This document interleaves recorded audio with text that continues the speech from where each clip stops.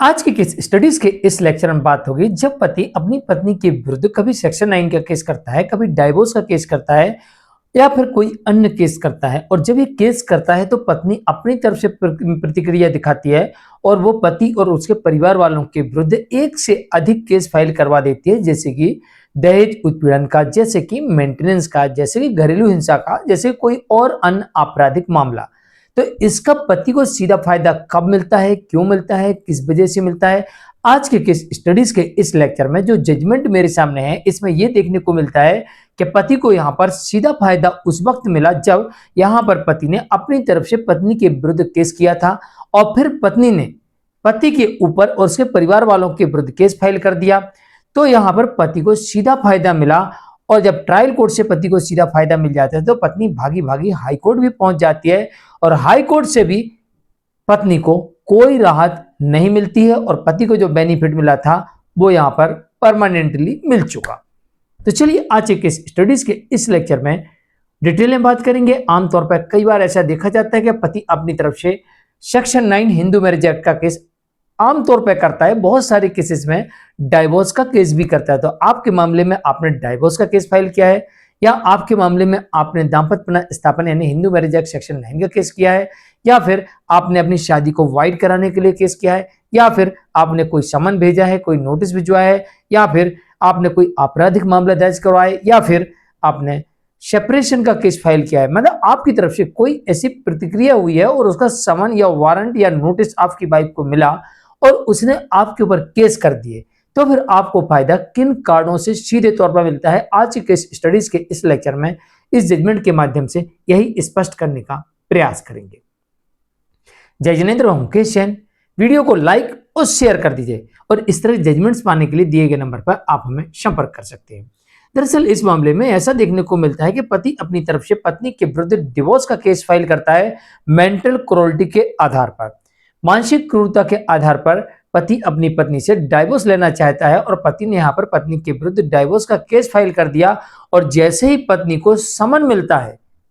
उसे जानकारी लग जाती, ओ मेरे खिलाफ पति ने तलाक का केस फाइल कर दिया, इसकी इतनी हिम्मत, चलो थाने। और पत्नी जाती थाने में जाके और पति और उसके परिवार वालों के विरुद्ध 498A आईपीसी का और साथ में दहेज प्रतिषेध अधिनियम के अंतर्गत तमाम धाराओं में केस फाइल करवा देती है। अब यहां पर पति का तर्क यह था कि हुजूर, मैंने इस कारण से किया कि पत्नी मुझे गालियां दिया करती थी, डराया करती थी, धमकाया करती थी, मैं लेने जाता था वो वापस नहीं आ रही थी। जब पत्नी मेरे साथ नहीं रहना चाहती, उसने साफ बोल दिया मैं नहीं रहना चाहती हूँ। तमाम कारण आपके केसेस में हो सकते हैं। कई बार ऐसा देखा जाता है कि पत्नी खुद ही कह देती मुझे आपके साथ नहीं रहना, आप तो डिवोर्स ले लो, लेकिन परिवार वाले दबाव बनाते हैं पत्नी के ऊपर, तो पत्नी उधर जाके कहती नहीं हमको तो रहना है, सबके सामने बोलती हमको तो रहना है, लेकिन पति से अकेले में कहती मुझे तेरे साथ नहीं रहना क्योंकि मेरी शादी जबरदस्ती कराई गई है, मुझे तेरे से कोई मतलब ही नहीं है, मुझे तो कहीं अन्य जगह शादी करना थी। या कई कारण होते हैं। कई केसेस में यह कहा जाता है कि पति मुझे संतुष्ट नहीं कर सकता है, नपुंसक है। कई केसेस में यह कहा जाता है कि पति ने अपनी इनकम छुपाई। कई केसेस में यह कहा जाता है कि पति ने बताया था कि मेरे पास इतनी प्रॉपर्टी है पर वो नहीं है। तमाम कारण हो सकते हैं, लेकिन यहाँ पर पति के पास में वैधिक कारण था मेंटल क्रूरल्टी का। पति ने यहाँ पर अपने मानसिक क्रूरता के सबूतों के साथ कोर्ट में केस फाइल कर दिया। अगर आप भी चाहे पत्नी को वापस बुलाने का केस कर रहे हो, चाहे डिवोर्स का केस फाइल कर रहे हो, चाहे सेपरेशन का केस फाइल कर रहे हो, चाहे आप शादी शून्य कराने का केस फाइल कर रहे हो, चाहे आपने कोई आपराधिक मामला दर्ज कराया हो, कोई भी मामला अगर आपने पत्नी और उसके परिवार वालों के विरुद्ध या पत्नी के विरुद्ध कोर्ट में फाइल कराया है वो भी सबूतों के साथ, अगर आपने सबूतों के साथ एक केस फाइल कराया है, अब जैसे ही पत्नी को पता लगता है, समन मिलते हैं और वो आपके विरुद्ध केस फाइल करवा देती है,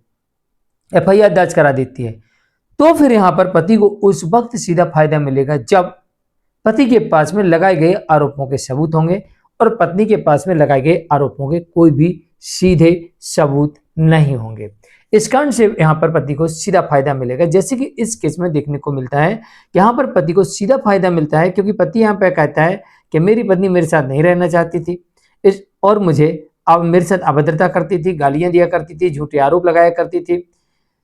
तो यहां पर इसलिए मैंने अपनी पत्नी के विरुद्ध मेंटल क्रूरल्टी के ग्राउंड पर, क्योंकि आ भी नहीं रही तो डिजेशन ग्राउंड भी हो गया, डिजेशन भी मेंटल क्रूरल्टी को प्रकट करता है, गालियां देना, नहीं आना, अपशब्द कहना, झूठे आरोप लगाना मेंटल क्रूरल्टी को प्रकट करता है। तो पति कहता है कि हुजूर ये तो मेंटल क्रूरल्टी का केस था। एक तो पत्नी मेरे साथ मेंटल क्रूरल्टी कर रही है,